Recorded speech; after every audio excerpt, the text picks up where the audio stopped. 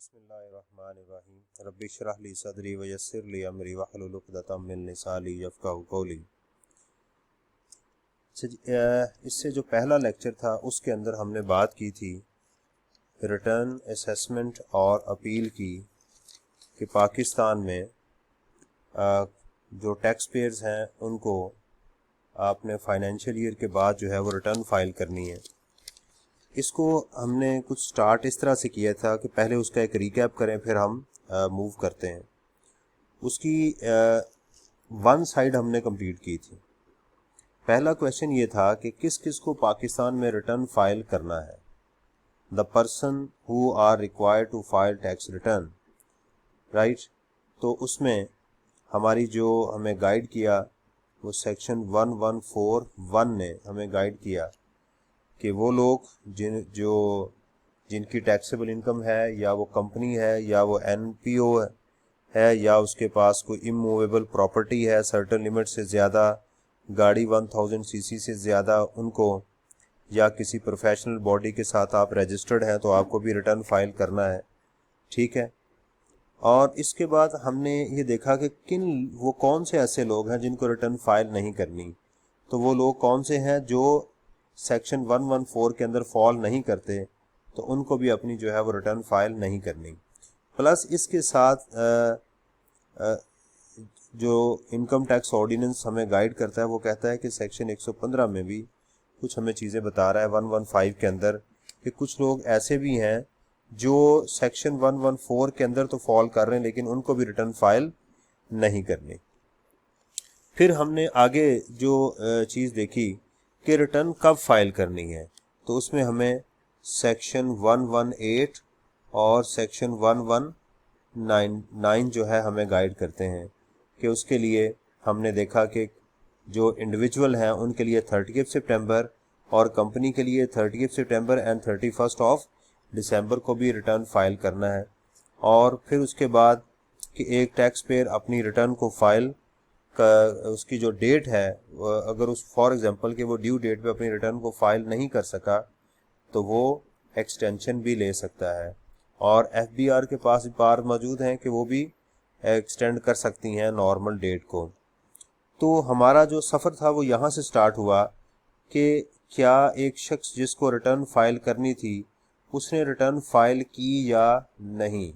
तो सबसे पहला ये था कि अगर उसको रिटर्न फाइल करनी थी, अगर तो रिटर्न फाइल ही नहीं करनी थी तो फिर तो खुश हैं आप, लेकिन अगर रिटर्न फाइल करनी थी फिर सवाल ये पैदा होता है कि क्या आपने रिटर्न फाइल की या आपने रिटर्न फाइल नहीं की।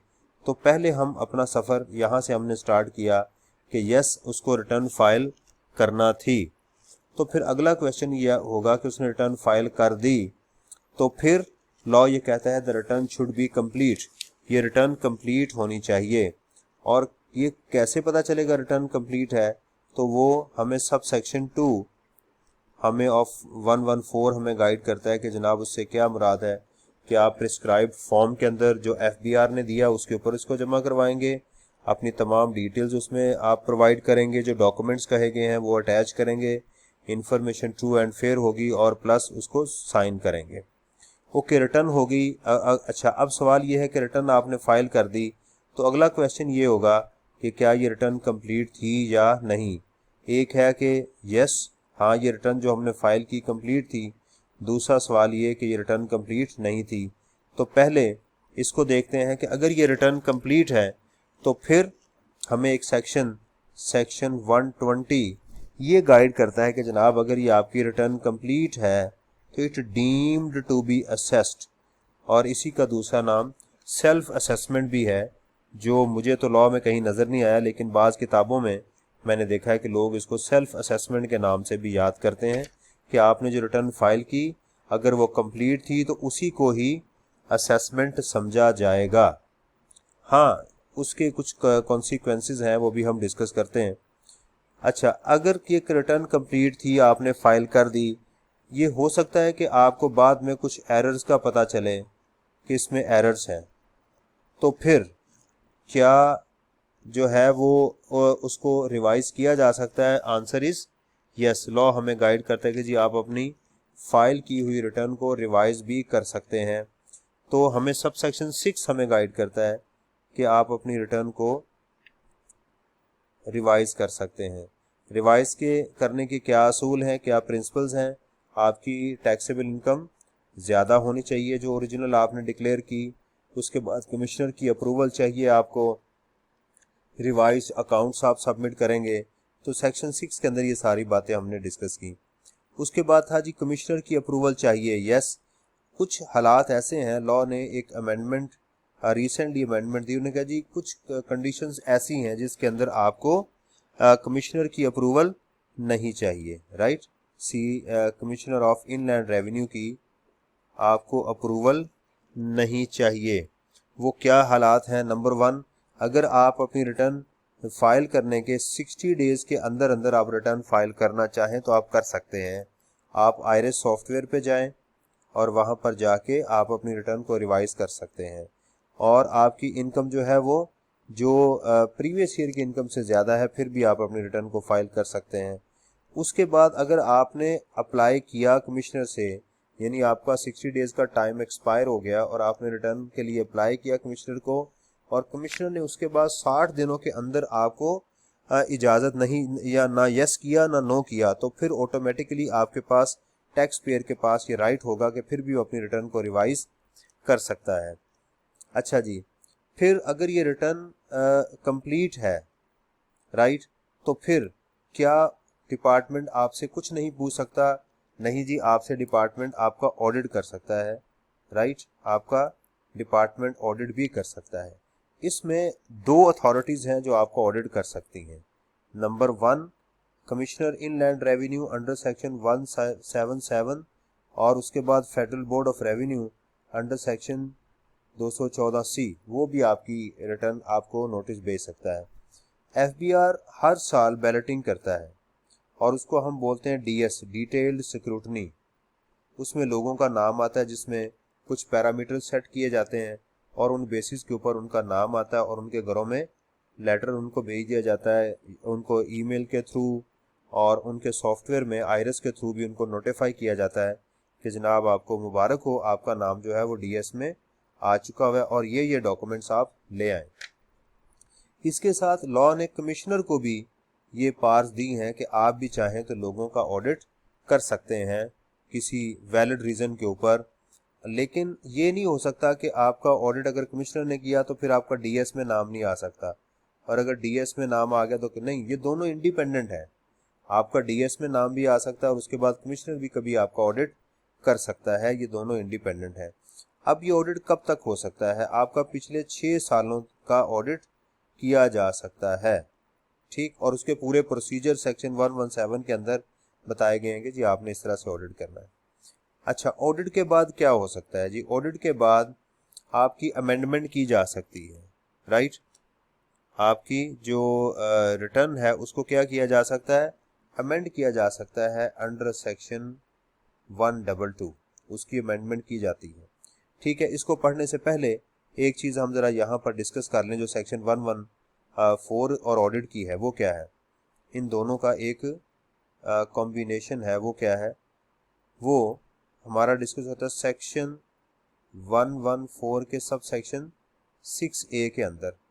इसमें जो रिवीजन की स्टेजेस जो लॉ हमें गाइड करता है वो कहता है जी स्टेज 1 तो ये है कि आपको अगर कोई प्रॉब्लम की समझ आ गई तो आप वॉलंटरली जो है ना, वॉलंटरली रिटर्न को रिवाइज कर लें।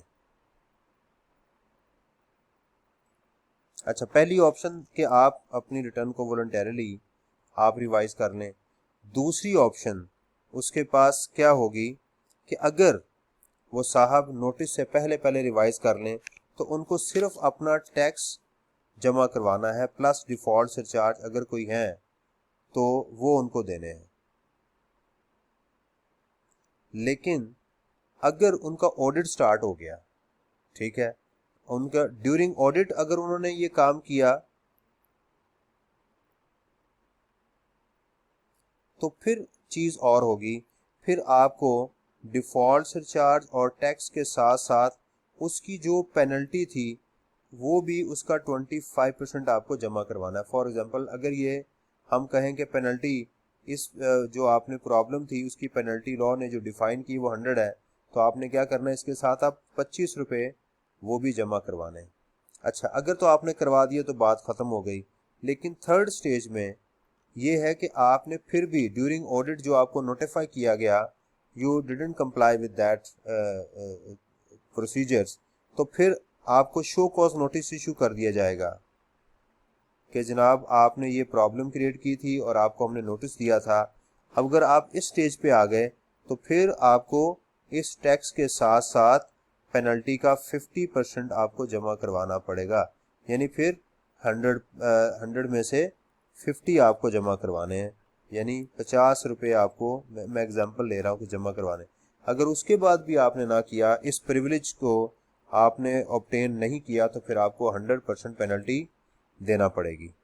चलें जी, इसके बाद हम आगे चलते हैं कि आपका जो ऑडिट है वो किया जा सकता है और ऑडिट के बाद आपकी अमेंडमेंट जो है वो की जा सकती है। अच्छा, अमेंडमेंट में एक ये भी है कि अगर आपने रिटर्न को रिवाइज कर दिया, ये बात भी काबिल गौर है, हमें पता होनी चाहिए कि अगर हमने रिटर्न को रिवाइज कर दिया तो इसको भी फिर डीम सेक्शन 120 में नहीं समझा जाएगा इसको, बल्कि इसको अमेंडमेंट ऑफ असेसमेंट ही समझा जाएगा अंडर सेक्शन 122 कि अब आपकी अमेंडमेंट हो चुकी हुई है। अच्छा, अब इसके ऊपर आते हैं अमेंडमेंट के ऊपर कि कमिश्नर चाहे, अगर आपने रिटर्न फाइल की तो कमिश्नर आपकी उस रिटर्न की अमेंडमेंट भी कर सकता है, उसके पास अथॉरिटीज़ हैं।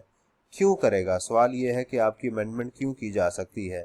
नंबर 1 कि उसके पास डेफिनेट इंफॉर्मेशन आ गई कोई, ठीक है, कमिश्नर के पास अंडर सेक्शन डेफिनेट इंफॉर्मेशन आ गई, उसको पता चला कि कहीं मिसक्लासिफिकेशन की गई है, यानी इनकम फ्रॉम प्रॉपर्टी को जो है वो किसी इनकम फ्रॉम अदर सोर्सेज में डाल दिया गया, सैलरी, बिजनेस को सैलरी में डालने की कोशिश की गई, कोई ऐसी चीज़, गलत टैक्स क्रेडिट्स आपने कैलकुलेट किए हुए हैं, या कोई कंसील्ड इनकम आपको पता चली, कुछ ऐसी चीज़ें उसके पास इंफॉर्मेशन आ गई जो रिटर्न के अंदर आपने नहीं की, तो वो फिर उस इंफॉर्मेशन को आपको डिस्क्लोज करेगा, आपको एक अपॉर्चुनिटी देगा कि जनाब आप आएँ और आप जो है वो आके हमें बताएं कि आपने ये प्रॉब्लम है वो ठीक है या गलत है। अच्छा, दूसरी चीज़ की ये अमेंडमेंट कब तक हो सकती है? लॉ ने इसमें टाइम दिया कि जो ओरिजिनल अमेंडमेंट है वो within 5 years from the end of the financial year in which assessment made, जो आपकी ईयर था उसके 5 साल के बाद। फॉर एग्जांपल हम अज्यूम करें अगर कि हमारा एक टैक्स ईयर है एक्स, तो उसकी असेसमेंट कब होगी? ऑब्वियसली X1 के अंदर, ये हमारा दूसरा उसका असेसमेंट ईयर है। इसके 5 साल के बाद तक कमिश्नर जो है वो असेसमेंट का, फॉर एग्जाम्पल ये 1 आ गया, 2, 3, 4 और 5, तो 5 सालों तक उसकी अमेंडमेंट की जा सकती है, किसी साल की भी।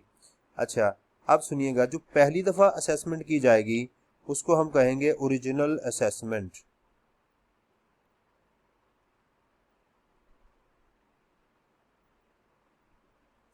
ठीक, मसलन कमिश्नर ने पहले ही साल उसके पास 5 साल थे, ईयर 5 था और उसने पहले साल उसकी असेसमेंट कर ली। अब अगला सवाल कि क्या वो दोबारा अगर अमेंडमेंट हो जाए तो नहीं हो सकती? जी बिल्कुल हो सकती है, उसको हम कहेंगे फर्दर अमेंडमेंट।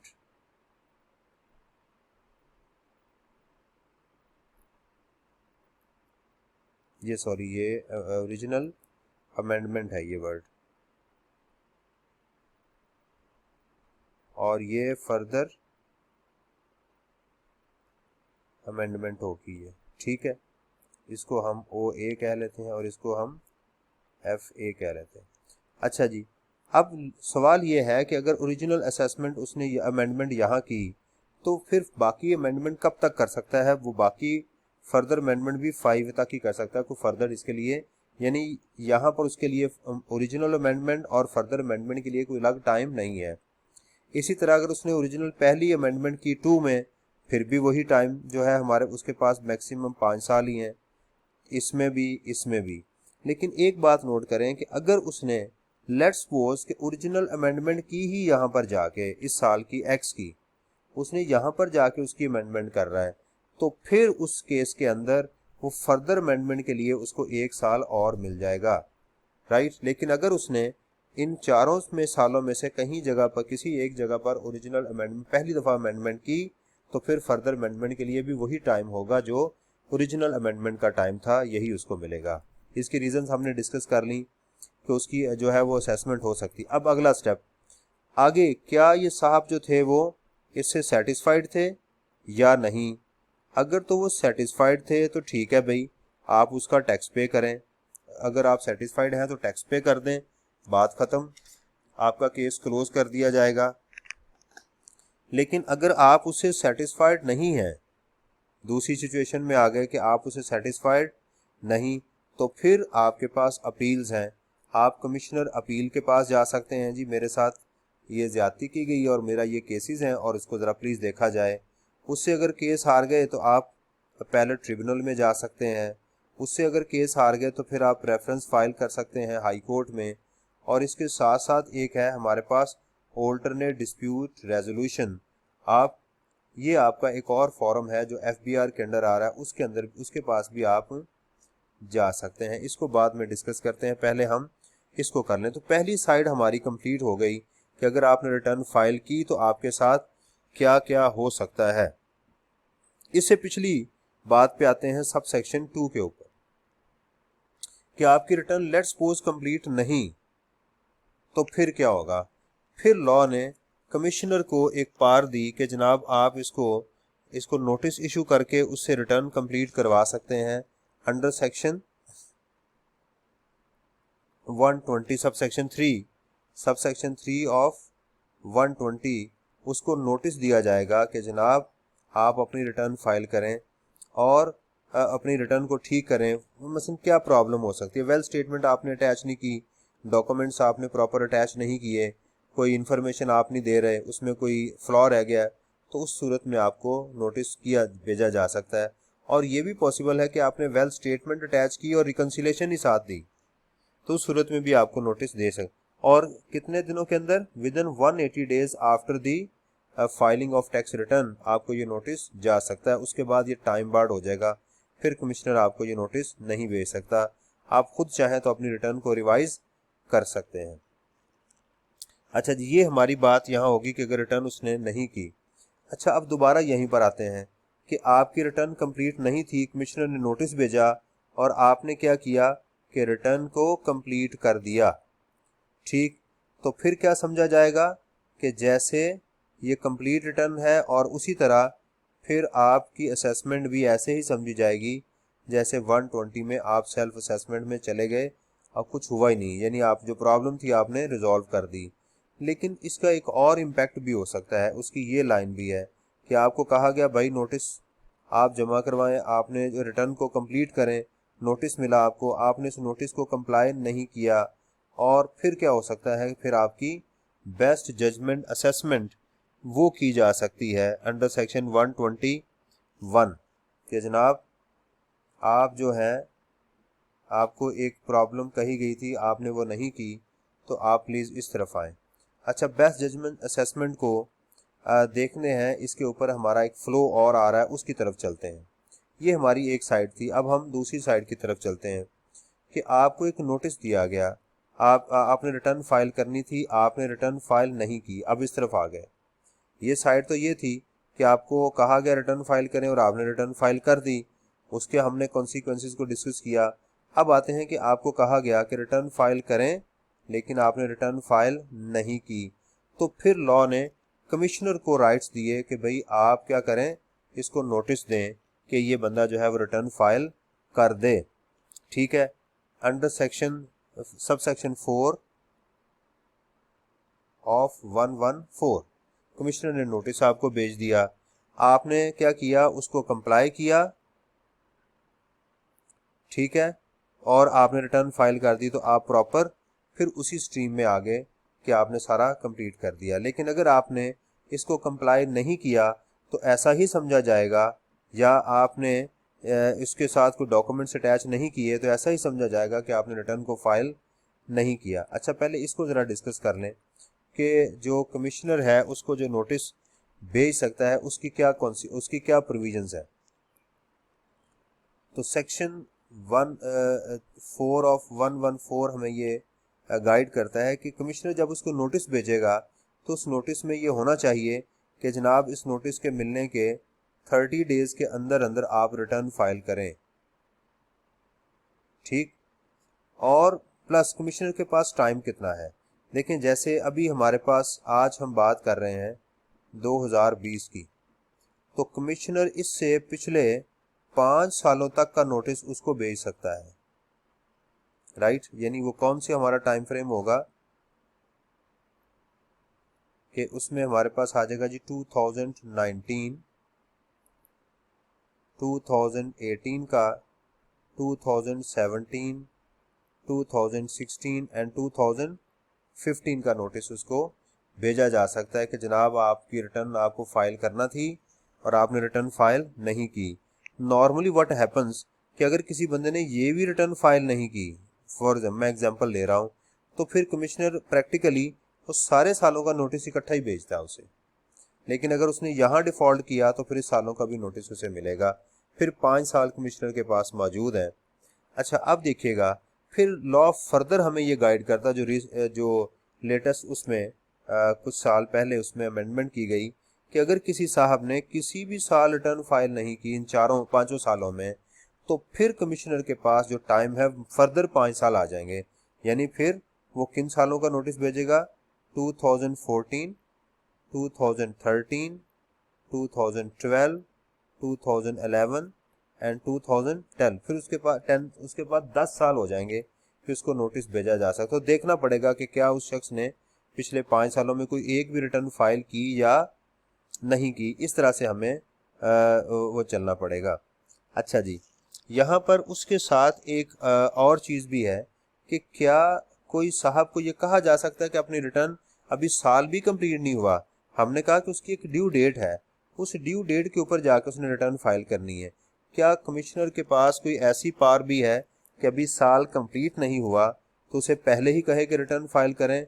जी बिल्कुल है। एक तो है डिसकंटिन्यूड ऑपरेशन के सिलसिले में, राइट, अगर उसने बिजनेस को डिसकंटिन्यू कर दिया तो सेक्शन 117 गाइड करता है कि जनाब आप बिजनेस डिसकंटिन्यू करने के विद इन 15 डेज के अंदर आप जो है वो नोटिस दें और रिटर्न को फाइल वो कर दें। या कमिश्नर को पता चल गया कि जनाब ये साहब जो है इन्होंने बिजनेस बंद कर दिया है या बंद कर रहे हैं, तो कमिश्नर भी उसको नोटिस भेज सकता है कि जनाब आप जो है वो रिटर्न फाइल करें। ठीक है, और उसका नोटिस भी देना चाहिए। तो बहरहाल एक केस कर दिया गया इसके खिलाफ अदालत के अंदर कि जनाब 15 डेज के अंदर ये ज्यादती है कि नोटिस जो है वो हम रिटर्न फाइल नहीं कर सकते। तो फिर उसके हक में एक फ़ैसला आ गया कि ठीक है जी, आप एक काम करें कि 15 दिन के अंदर नोटिस तो दे दें और रिटर्न जो उसके बाद दे दें। कब दे दें, जो कमिश्नर आपको टाइम दे या उसमें उसको स्पेसिफाई फ़िलहाल नहीं किया गया। दूसरी बात, एक तो ये सिचुएशन होगी कि जब आप अपनी रिटर्न 12 मंथ से कम की भी फाइल कर सकते हैं। ठीक, इसके बाद एक और भी प्रोविजन है सेक्शन 3 के अंदर, 114 ऑफ 3 के अंदर, कि आपको ये कहा आप अपनी रिटर्न को जो है वो लेस देन 12 मंथ की रिटर्न जो है वो आप जमा करवा सकते हैं। ठीक, लेस देन 12 मंथ की रिटर्न भी जमा करवाई जा सकती है, आपको नोटिस भेजा जा सकता है। वो कब एक शख्स जो है वो पाकिस्तान छोड़ के जा रहा है, ये वजह हो सकती है। कोई और रीज़न भी सेक्शन 3 में और भी रीज़न, लिक्विडेशन का केस भी बताया गया कि इन रीजन के अंदर या कमिश्नर समझे कि कोई और वैलिड रीज़न है तो उसको कहा जा सकता है कि जनाब आप अपनी रिटर्न जो है वो जमा करवा दें। फिर उसके लिए वो नॉर्मल टाइम स्पैन जो है उसको कंसिडर नहीं किया जाएगा। चलें जी, आगे चलते हैं। अब आते हैं जी, उसको कहा गया उसने रिटर्न जमा करवानी थी, नहीं करवाई। इस जगह पर हम जो है वो खड़े हैं तो उसने रिटर्न जमा नहीं करवाई। पहली चीज़, कमिश्नर के पास नोटिस है, उसने नोटिस को कंप्लाई कर लिया तो ठीक। अगर कंप्लाई नहीं किया तो फिर हम इस सिचुएशन में आ गए कि फिर क्या होगा। नोटिस अगर उसने कंप्लाई नहीं किया तो उसकी बेस्ट जजमेंट असेसमेंट की जा सकती है। देखिए, बेस्ट जजमेंट जो है वो 2 रूट्स हमें मिल रहे हैं। एक कि रिटर्न के अंदर कोई प्रॉब्लम थी और वो कंप्लीट नहीं थी और उसने वो प्रॉब्लम दूर नहीं की, वो इन्फॉर्मेशन प्रोवाइड नहीं की, तो फिर भी उसकी बेस्ट जजमेंट हो सकती है। और उसने उसको कंप्लाई नहीं किया तो फिर भी उसकी बेस्ट जजमेंट असेसमेंट की जा सकती है। बेस्ट जजमेंट असेसमेंट कितने सालों के लिए की जा सकती है जी? बेस्ट जजमेंट असेसमेंट जो है वो पिछले 5 सालों तक की जा सकती है। और उसी तरह जो नोटिस का था, उसको जो नोटिस भेजा जा सकता है पिछले 10 सालों के लिए, अगर उसने कोई भी रिटर्न फाइल नहीं की तो इसी तरह बेस्ट जजमेंट असेसमेंट भी उसके पिछले 10 सालों तक की जा सकती है। अच्छा जी, फॉर एग्जांपल आपकी बेस्ट जजमेंट हो गई और उससे भी आप खुश नहीं, तो फिर आपके पास क्या है, अपील की ऑप्शन मौजूद है कि आप कमिश्नर अपील के पास चले जाएं, अपीलेट ट्रिब्यूनल में चले जाएं या हाई कोर्ट में चले जाएं। तो हमारे पास ये रूम जो है वो ओपन हो जाते हैं। चलें अब आगे मूव करते हैं। यहाँ पर कमिश्नर अपील, कमिश्नर अपील की हमें जो प्रोविजंस लॉ में मिलती हैं वो सेक्शन 127 प्लस सेक्शन 128 में हमें गाइड किया जाता है कि आप कैसे जाएंगे। आप कमिश्नर अपील के पास जहां से भी आपको ऑर्डर मिला, आप उससे आप प्रॉब्लम में हैं, you are not happy with the decision made by the commissioner inland revenue, तो विद इन 30 डेज उसके आप जो है वो कमिश्नर अपील्स के पास जाएंगे। एक है कमिश्नर इनलैंड रेवेन्यू और एक होता है कमिश्नर अपील, ये अलग डेजिग्नेशन है। आप उसके जो कमिश्नर के खिलाफ इसके पास जा रहे हैं कि जनाब मैं इससे खुश नहीं हूँ, अमेंडमेंट हुई या आपकी जो भी इशू था उसके खिलाफ आप चले गए। हाँ, ये 30 डेज का टाइम रिलैक्स हो सकता है, आप कोई वैलिड रीज़न बता दें, उसमें आप डॉक्यूमेंट सबमिट करवाएंगे। उसके बाद पूरा एक प्रोसेस है कि कमिश्नर आपको कॉल देगा और आप कमिश्नर को भी बुलाएगा, आपको भी बुलाएगा, आपसे सारी बातें सुनी जाएंगी, उसकी भी सुनी जाएंगी और कमिश्नर उसके पास अपना एक डिसीजन जो है वो आपको दे देगा। इसके साथ आप खुद भी जा सकते हैं कमिश्नर अपील में और अपना ऑथोराइज रिप्रेजेंटेटिव भी भेज सकते हैं, किसी चार्टर्ड अकाउंटेंट को, किसी लॉयर को आप जो है अपॉइंट कर सकते हैं who can talk about your जो है वो regarding your behalf, on the behalf of you, वो जो है अब वहाँ पर बात कर सकता है। तो ये कमिश्नर अपील का है। अब अगर आप या डिपार्टमेंट वहाँ से केस हार गए हैं तो दूसरा जो रूम है वो है अपीलेट ट्रिब्यूनल का। अपीलेट ट्रिब्यूनल के अंदर यहाँ पर हमें जो प्रोविजंस गाइड करती हैं लॉ की वो है सेक्शन 130, 131 एंड 132। ये प्रोविजंस हमें गाइड करती हैं कि अपीलेट ट्रिब्यूनल के अंदर भी आप जा सकते हैं, यहाँ बेंच बनेगा, ये सारी प्रोविजंस उसके अंदर मौजूद हैं। तो इस केस के बाद आपने विदिन 60 डेज यहाँ पर अप्लाई करना है और वही दोबारा आप यहाँ पर क्या करेंगे, अपना या खुद चले जाएं या अपने किसी लॉयर को, अटॉर्नी को भेजें, वहाँ पे डॉक्यूमेंट सबमिट करवाएं, वहाँ पर आपका फैसला किया जाएगा, बेंच बनेगा। उस बेंच की पूरी कार्रवाई जो है वो इसके अंदर बताई गई है कि आप कैसे उसको आगे लेकर चलेंगे। अगर आप यहाँ से भी हार गए या डिपार्टमेंट, तो दोनों के पास ऑप्शन है कि वो हाई कोर्ट में जा सकते हैं within 90 days of this. Appellate tribunal से आप कुछ नहीं है तो फिर आप हाई कोर्ट में चले जाएं। ये आपकी तरतीब है, इस तरतीब को आप फॉलो करेंगे। अच्छा जी, इसी तरह हाई कोर्ट जो है वो पहले आपका रेफरेंस सुनेगा। हाई कोर्ट में आप तब जा सकते हैं कि अगर उसमें कोई रेफरेंस ऑफ लॉ में इशू है, कोई क्वेश्चन ऑफ लॉ है जिसको आप सॉल्व करवाने जा रहे हैं। अगर तो ये इशू है कि जनाब कमिश्नर ये कह रहा है ये तुम्हारी ज़मीन है, मैं कह रहा हूँ ये मेरी ज़मीन नहीं है, ये मेरी इनकम, उसको नहीं हाई कोर्ट सुनेगा। हाँ, जैसे कि उसके अंदर एक इशू आप ये कहें कि जनाब जो इंटरेस्ट है प्रोविडेंट फंड का, ये हायर एग्जाम्प्ट है या लोअर एग्जाम्प्ट है, तो ये क्वेश्चन ऑफ लॉ है। उसको पहले एक बेंच जो है वो सुनेगा कि वाकई इसमें क्वेश्चन ऑफ लॉ मौजूद है या नहीं, फिर आपकी अपील को सुना जाएगा। अच्छा, इसके साथ आप FBR के पास भी जा सकते हैं, इसको हम ऑल्टरनेट डिस्प्यूट रेजोल्यूशन बोलते हैं। आप यहाँ भी अप्लाई कर सकते हैं, लेकिन उसकी कंडीशन ये है कि पहले आप किसी अपील में मौजूद हों। अच्छा, अपील में मौजूद होने के बाद आप क्या करेंगे कि जैसे यहाँ पर एक कमेटी बनेगी, ADRC alternate dispute resolution committee establish होगी, जिसके अंदर एक अकाउंटेंट मेंबर होगा, उसके अंदर टैक्स पेयर्स होंगे, इस तरह 3 लोग इसमें शामिल किए जाएंगे, 3 तरह के लोग शामिल किए, ये कमेटी बनेगी। अब ये कमेटी आपका फैसला करेगी।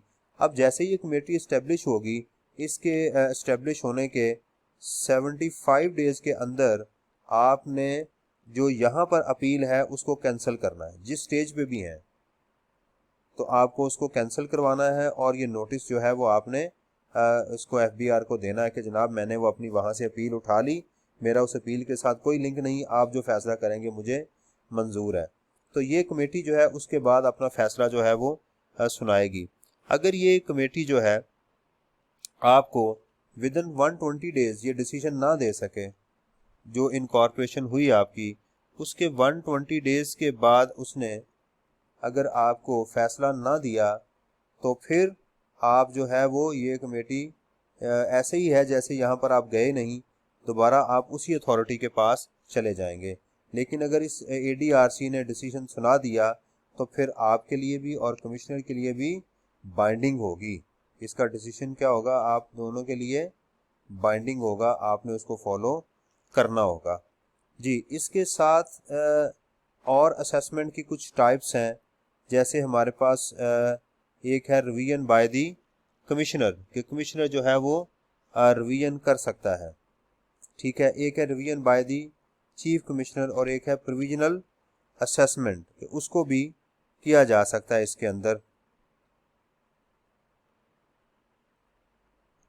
अच्छा जी, इसके ऊपर हम बात कर रहे थे कि हमारे पास जो है कुछ और असेसमेंट की टाइप्स हैं, जिसमें जो इम्पोर्टेंट हमारे पास एक आ गया जी section revision by the chief commissioner, revision by the commissioner वो section 122A, revision by the chief commissioner section 122B, और प्रोविजनल असेसमेंट आ गई हमारे पास सेक्शन 123। देखें, रिवीजन बाय चीफ कमिश्नर यानी कमिश्नर के पास ये अथॉरिटी है कि वो अपने किसी सबऑर्डिनेट के ऑर्डर को या टैक्स पेयर अप्लाई करे तो वो टैक्स को कम कर सकता है। ये बात आपने ध्यान में रखनी, टैक्स को कम किया जा सकता है, ठीक है। अच्छा, ज़रा अब इसको ज़रा एक हम समराइज करें। देखें, अगर टैक्स पेयर अपने टैक्स को बढ़ाना चाहता है तो उसको कहाँ जाना पड़ेगा, उसको अपनी रिटर्न को रिवाइज करना पड़ेगा। और अगर डिपार्टमेंट उसके टैक्स को बढ़ाना चाहता है कमिश्नर, तो उसको सेक्शन 122 में जाना पड़ेगा।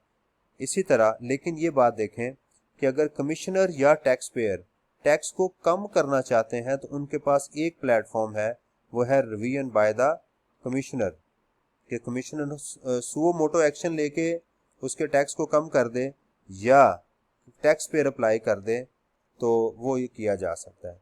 उसके बाद है revision by the chief commissioner, section 122B के अंदर इशू ये है कि सम टाइम्स इट हैपन्स कि आपके ऊपर जो विदहोल्डिंग टैक्सेस हैं वो या तो उसमें आप एग्जेम्प्ट हैं या आप लोअर रेट पे टैक्स हो रहे हैं, तो आप लोगों के पास जाते हैं, बार बार उनको बताना पड़ता है कि जनाब मेरा टैक्स ये नहीं ये है। तो उसमें क्या होता है कि आप कमिश्नर के पास जाके उसे कहते हैं यार मेरा जो ये इशू है तो प्लीज़ मुझे एक लेटर बना दें, तो कमिश्नर के पास ये राइट्स हैं कि वो आपको लेटर बना के दे और आप उसको अटैच करके लोगों के पास भेज दें कि जनाब ये है और आपने मेरा टैक्स नहीं काटना या इस रेट पे काटना है। ये केस आपको DHL के साथ मिलेगा कि जहाँ पर उसके ऊपर लिखा होता है कि जनाब we are exempt from the withholding tax under section blah blah, और साथ वो लेटर को अटैच कर देते हैं।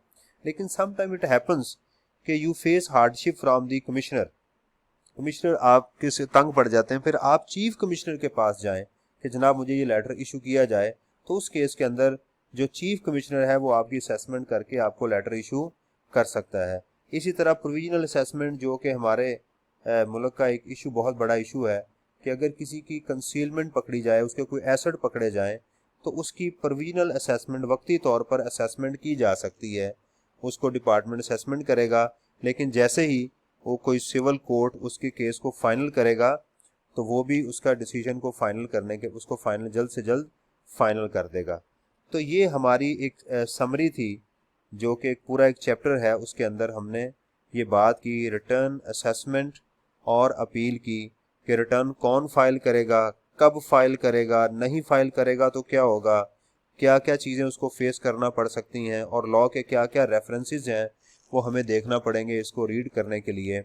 तो this is all about return assessment and appeal. दुआओं में याद रखिएगा। अल्लाह हाफिज़।